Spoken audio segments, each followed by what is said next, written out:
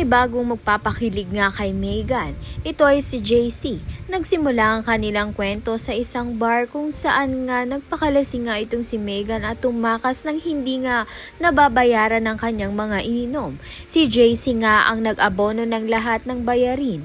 Mula noon halos araw-araw nang ang hinahanap ni JC si Megan. Sa unay iritang-irita nga itong si Megan sa kanya. Ngunit habang tumatagal ay unti-unti nga niyang nakikita ang tunay na kabutihan nga nito ni JC.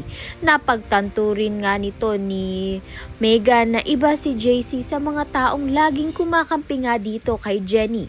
Samantalang sa kabilang banda naman nga, nagkaroon na nga ng pag-asa si Perry na muling makarinig kahit kaunti lamang.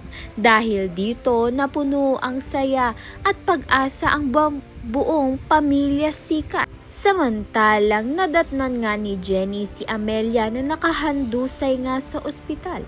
Doon nga niya nalaman ang malubhang kondisyon nga nito ni Amelia.